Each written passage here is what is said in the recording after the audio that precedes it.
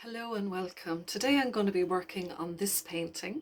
I've already painted it, so I'm going to go back to the beginning and show you exactly how I did it.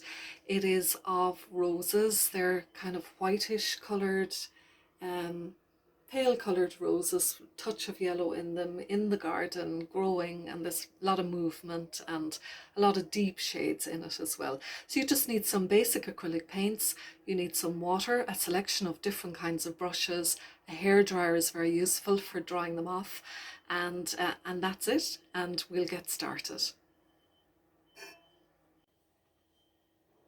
So getting started on this painting, I love roses, and today I am going to paint a little painting of some roses, possibly on the, I'm just looking at some other paintings that I have here of roses and these colours. So I'm just putting those aside and having a look at how I'm going to work on them. So I've just got a few ideas from other paintings that I've done before. Again, it's always good to keep your old paintings and work from them. So we've got a kind of a blue background, so I'm just going to go for that, kind of a nice light blue around the edges. And these could be roses that are just sitting on a rose bush with a blue sky in the background. So I'm going to kind of make it kind of like a vignette with that blue all around the edge. And it's quite a nice, almost like a turquoise kind of hint into this blue. And I'm going to just go up under the clamp there.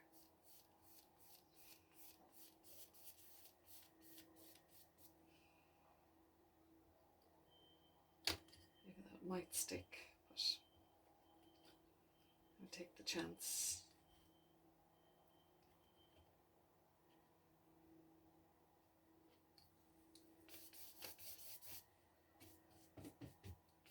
So that's really my background there. And now I'm going to go in and put in the roses, but I will use some yellow for those mixed with white. Even though they're white roses, they're going to have some yellow in them.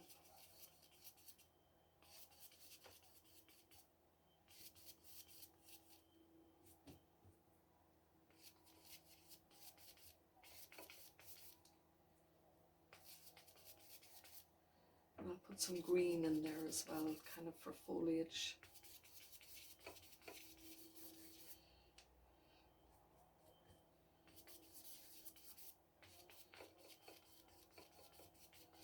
And bring some of that green kind of more to the edges as well.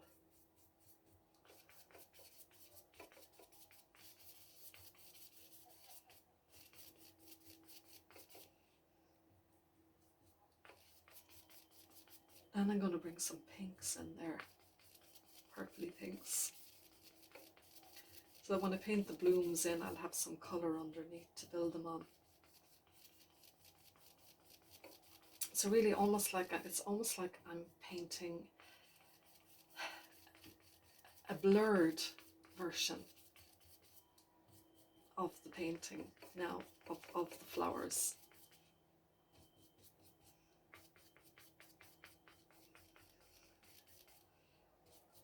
And I'll bring it into focus as I go along. So if you can just imagine that, yeah, it's blurring. This is my blurred version with my large brush.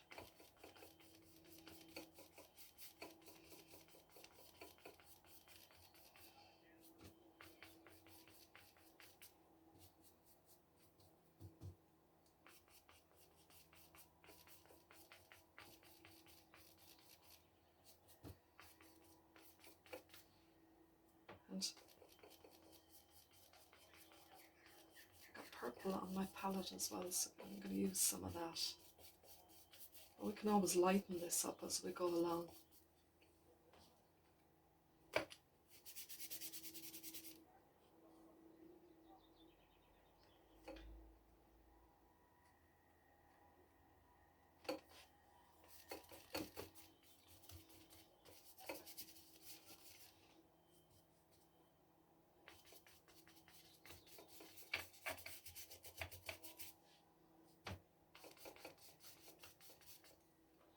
Bring it out to the edge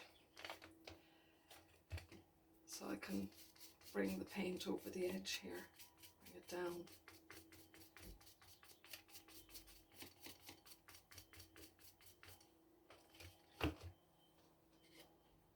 And I'm quite liking the purpley contrast here coming in.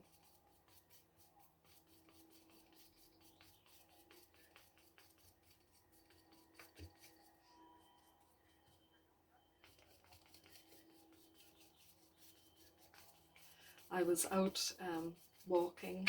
We went out over a week or so ago. We went to stay in the Glen of Arhelloe here it's in County Tipperary in Ireland, and I love it there.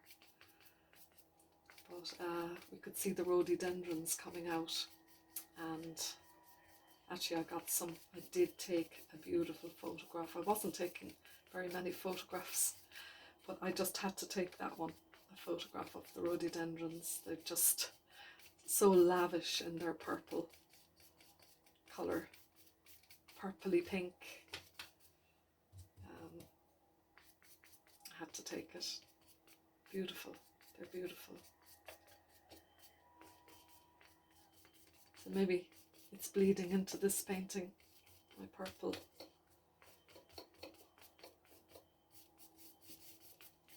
Okay, so I've just got a nice, I've got a nice foundation down there, and it's going to be quite a contrast. And I'm just going to go for a slightly smaller brush. This one, see me using this quite regularly. It's a good size for a small painting. So I'm going to come in. I've got some red on my palette, and I actually do want to bring it in at this point.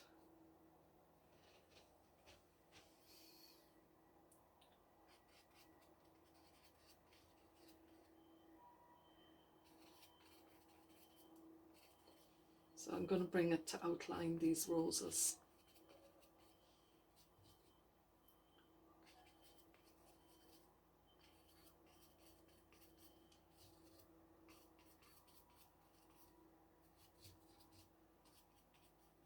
And just sprinkle it around the painting a little bit for a little bit of extra colour.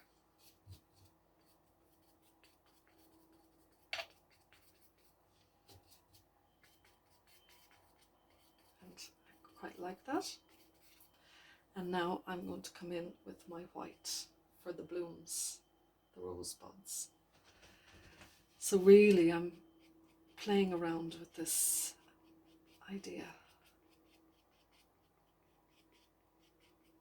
Although I have some paintings, as I said, around me that I'm looking at, but those were painted from my head, and so I'm not really looking at them now. I'm just working on these blooms just out of my head.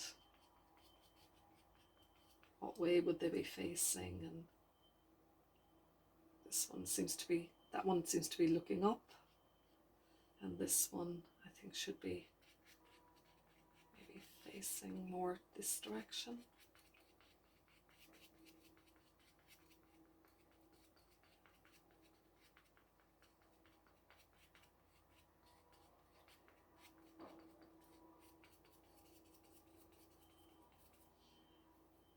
And I have another little one here.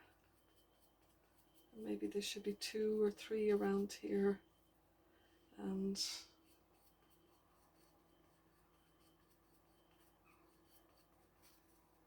colours over here.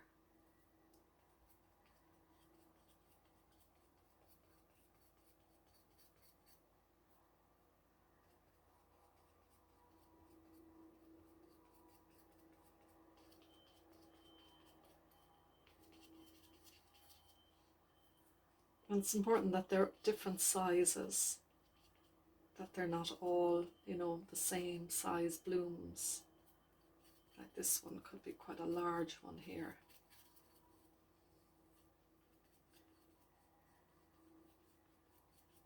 Because it's in the foreground. And then, you know, there's buds as well, rose buds. And foliage.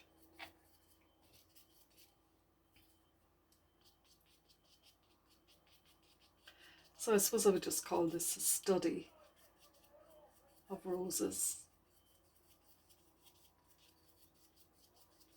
on the bush.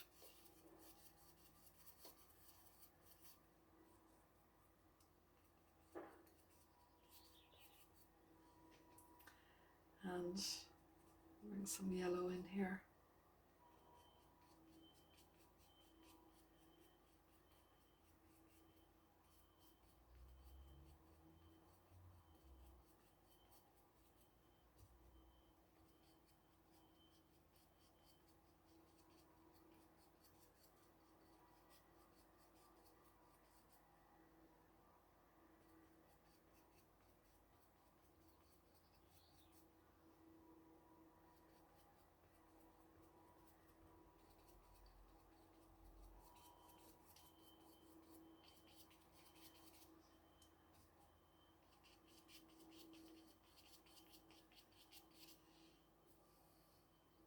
And instead of like them being roses in a vase, these are more like roses outdoors.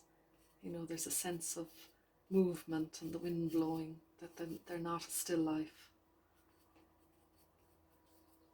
But they're quite loose and fluid, free, that's the idea.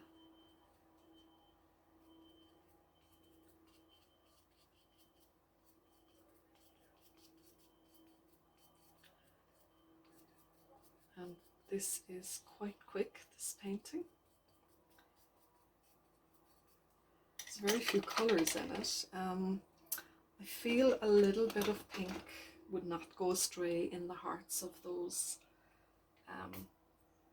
Actually, I'm going to go for a very deep pink. I'm going to go for my permanent magenta.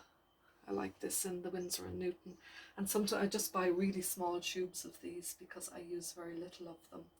But they're good, strong colours, a lot of pigment in them, I find. So a little thin brush here now. And it's really just to give me detail in the hearts of these roses that I'm using that pink. You know, kind of, you get white roses, but you get a little touch of pink in the centres and on the tips of the leaves. That type of idea. You especially get that with wild roses, or you know, on, you know, the flowers that you would get on blackcurrant bushes or blackberry bushes. There's just always, even though they're white petals, you get the hint of pink in the hearts and around the tips of them. So that's what I'm just giving that idea of the pink here.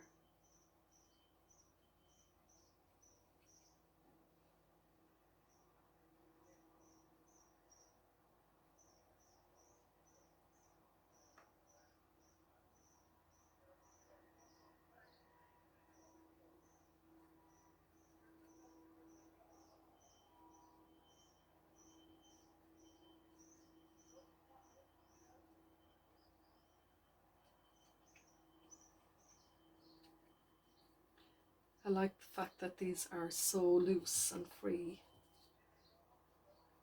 that there isn't a lot of detail in this painting.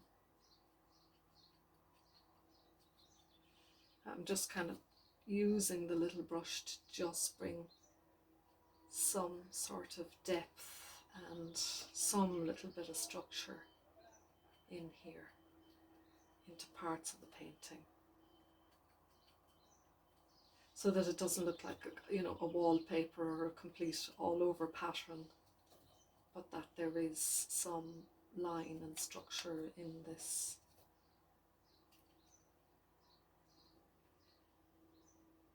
And, you know, sometimes I have to just, afterwards, I have to look back, sit back from these and go, okay, you know, maybe I need some lines around the edges.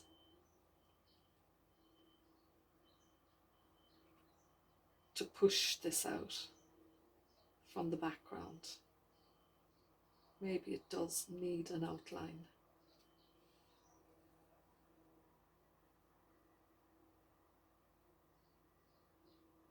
And then sometimes I put the outlines in and I think, no, I overdid it. I prefer it to be a little bit more abstract.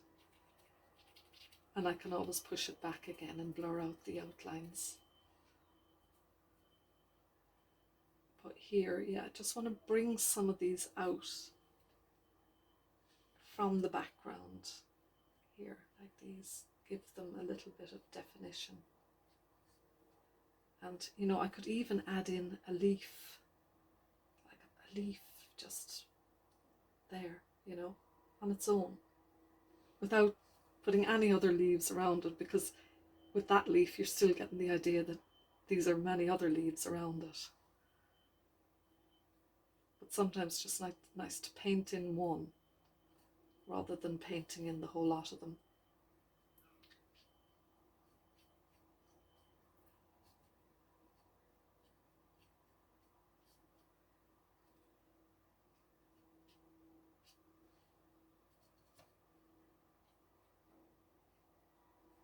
And again, this one needs to stand out a little bit more. It's very central to the painting, so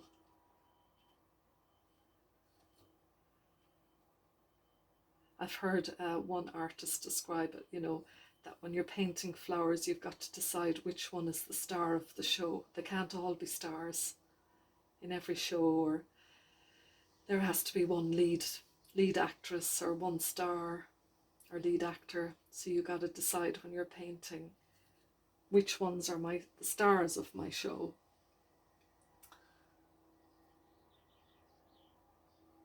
And you can give them more prominence and put more detail into them, and then let the others fade back. So that's basically this little painting today. I hope you liked it. I think it's a very easy one to paint. If you've any ideas, or, you know, for me to do other things, if you'd like me to try other things, or if there's anything you're struggling with and you'd like me to give you a few tips or help on how to deal with other subject matter, please let me know. And I think we'll leave that one just there, and I'm going to zoom in and let you see the detail in it, and I need to bring it down so you can see it more clearly. So yeah, there's quite a lot of contrast in this.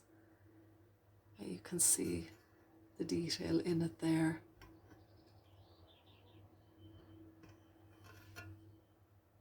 And just bringing it out. So yeah, a lot of contrast in that painting, which I think is something maybe I will do more of, do more paintings with the dark and the lights. So I hope you enjoyed it.